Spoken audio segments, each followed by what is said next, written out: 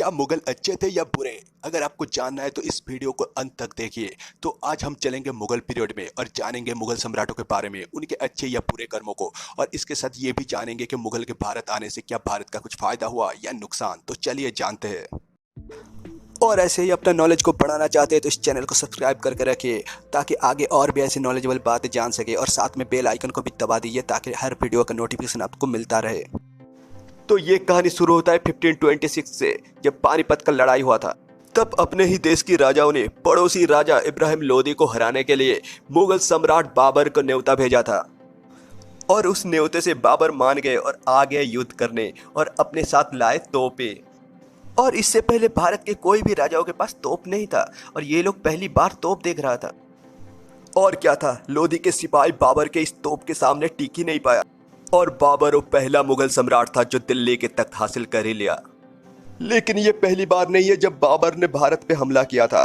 इससे पहले भी वो भारत के 4 राज्यों पे हमला करके वहां अपना कब्जा जमा लिया था।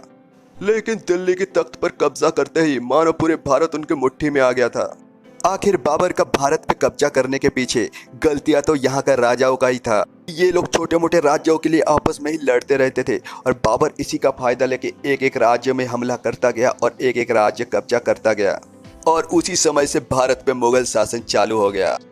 बाबर उर्फ उस्ताद अली कुली, जो चंगेज खान और तैमूर का मंगोल वाले वंशज में से एक था। बाबर, जिसको दुनिया का सबसे खतरनाक और क्रूर राजा माना जाता है, वो बचपन से ही पराक्रमी था, और 12 साल की उम्र में अपने पिता का राजगद्दी भी संभालने लग गया था, और 23 साल की उम्र तक उसने काबुल और अफगानिस्तान दोनों में कब्जा कर लिया था। लेकिन भारत को जीतने के लिए उन्हें काफ़ी लड़ाइयाँ लड़नी पड़ी थी। आखिर पानीपत के युद्ध के बाद उन्हें भारत पर राज करने का मौका मिल ही गया। ये कहा जाता है कि वो दुश्मनों के लिए काफ़ी क्रूर होता था, पर अपनों के लिए काफ़ी दरिया दिल था। और इसका सबसे बड़ा मिसाल ये है कि पानीपत की लड़ाई से जो भी खजाना मिला था वो अपने सिपाही और सहयोगी में बांट दिया था, और इस खुशी से उसने पूरे काबुल में चांदी के सिक्के बंटवा दिए थे। और इसी दरिया दिली की वजह से उसका और भी एक नाम पड़ गया था, और वो नाम था कलंदर, जिसका मतलब था दानवीर। पर यह जश्न वो ज़्यादा दिन मना नहीं पाए, क्योंकि 1530 में उसका किसी बीमारी से मौत हो गया था। बाबर के मरने के बाद पूरे भारत का जिम्मेदारी आ गया उसके बड़े बेटे हुमायूं के ऊपर। हुमायूं के और 3 छोटे भाई भी थे, और कुछ राज्य उन तीनों को संभालने के लिए दे दिया था। हुमायूं अपने पिता बाबर के जैसा नहीं था, वो जाना जाता है अपने शांत स्वभाव और अच्छे विचारों के लिए। लेकिन उनके भाइयों की वजह से उन्हें काफ़ी लड़ाइयाँ लड़ने पड़ी थी, क्योंकि उनका भाई उनसे दिल्ली का तख्त छीनना चाहते थे। और इसी वजह से हुमायूं पे 2 ऐसे जानलेवा हमले हुए जिसके वजह से उसे भारत छोड़ के भागना पड़ा था। उनमें से एक था 1539 में चौसा की लड़ाई। उस लड़ाई में अपनी जान बचाने के लिए युद्ध का मैदान छोड़ के भागना पड़ा था हुमायूं को। और उससे भी खतरनाक था 1540 का बिलग्राम का लड़ाई, जिसमें शेर शाह से हार के बस मैदान ही नहीं पूरे भारत छोड़ के भागना पड़ा था। और ऐसे ही वो भागते रहे, और भागते भागते वो सिंध में जाके भेष बदल के रहने लगे। वहीं पे 1542 में हिंदाल की धर्मगुरु की बेटी हमीदा बानो से उनकी मुलाकात हुई, और आगे जाके उनसे निकाह हो गया, और उन दोनों से एक बेटा पैदा हुआ जिसका नाम था मोहम्मद जलालुद्दीन अकबर।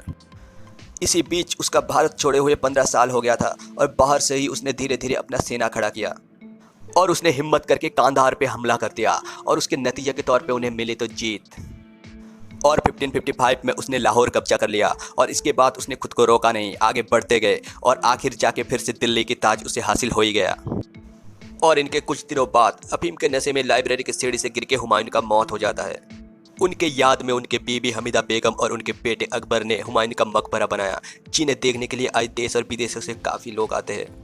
हुमायूं के जाने के बाद दिल्ली का तख्त लड़खड़ाने लगे, और इसी का फायदा उठा के राजा हेमू ने दिल्ली में हमला कर दिया और दिल्ली का तख्त हासिल कर लिया। और उस समय अकबर सिर्फ 13 साल का था, और कुछ चारा ना होने की वजह से मुगलों को पीछे हटना पड़ा। लेकिन हुमायूं के वफादार सेनापति बैराम खान कुछ ही दिनों के अंदर एक अच्छा खासा सेना खड़ा कर लिया था, और इसी के साथ साथ अकबर को भी युद्ध का रणनीति का शिक्षा दे रहे थे।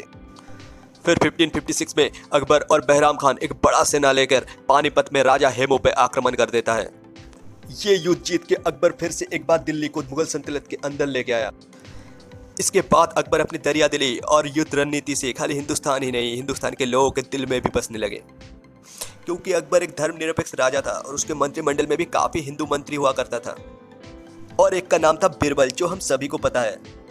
अकबर ने सब धर्म का भेदभाव मिटाने के लिए एक नया धर्म का स्थापन किया, जिसका नाम था दीन इलाही, और ये सब धर्म को मानता था। लेकिन ये धर्म ज़्यादा दिन टिक नहीं पाया। इसके बाद अकबर ने हिंदुओं पर धर्म के नाम पर लगाए जाने वाले जिजिया टैक्स को हटाया। इस टैक्स के हटने से हिंदू लोग किसी भी मंदिर या किसी भी तीर्थ स्थान पर बिना टैक्स के जा सकते थे। और 1571 में उन्होंने बाजार और कुटीर शिल्प के लिए आगरा में एक शहर बना के दिया जिसका नाम था फतेहपुर सिकड़ी। और क्या तुम लोगों को पता है कि अकबर पूरी तरह से अनपढ़ था, लेकिन फिर भी सब लोग उसे भारत की शान मानता था। 1605 में फूड पॉइजन की वजह से इस लोकप्रिय राजा अकबर का मौत हो जाता है। इसके बाद दिल्ली की राजगद्दी सौंपे गए अकबर की इकलौते वारिस सलीम को।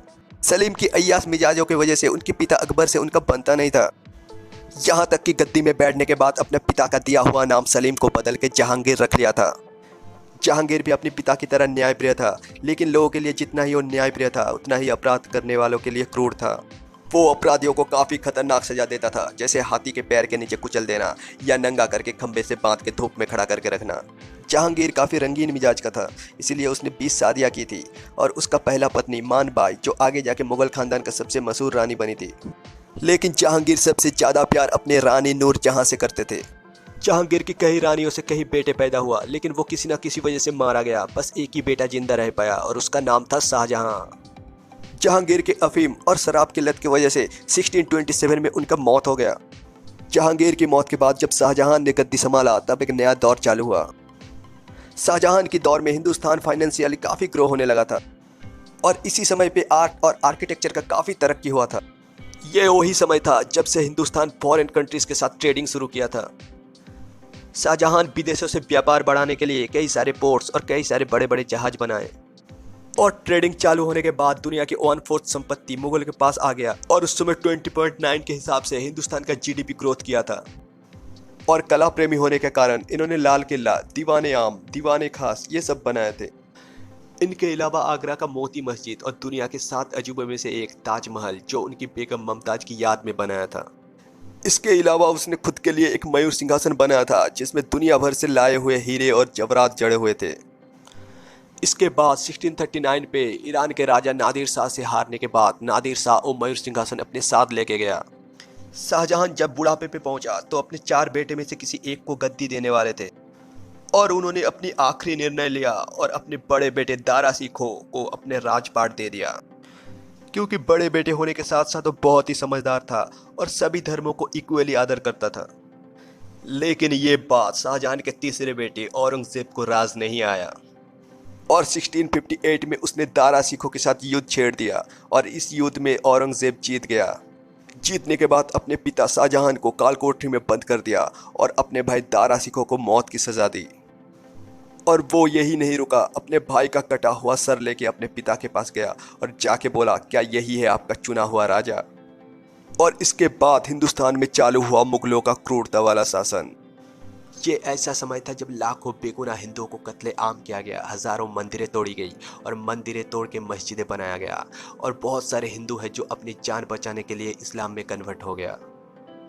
और ये सब देख के कई हिंदू राजाओं ने औरंगजेब से युद्ध घोषित कर दिया और इस युद्ध में औरंगजेब इतना घायल हुआ कि वो 3 महीने तक बिस्तर में पड़े रहे और आखिर में 1707 में तड़प तड़प कर वो बिस्तर में ही जान दे दिया।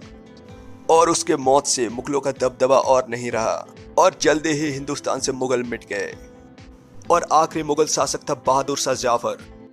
1857 में वो अंग्रेजों के खिलाफ काफी प्रदर्शन किया पर वो नाकाम रहे और इसी के साथ मुगल साम्राज्य खत्म हो जाता है। दोस्तों, अगर इस वीडियो से आपको ऐसा कुछ भी जानने को मिला जो आप पहले नहीं जानते थे तो प्लीज़ वीडियो को एक लाइक कर दीजिए और ऐसे ही नॉलेजेबल बातें जानने के लिए इस चैनल को सब्सक्राइब करके रखिए। धन्यवाद। जय हिंद।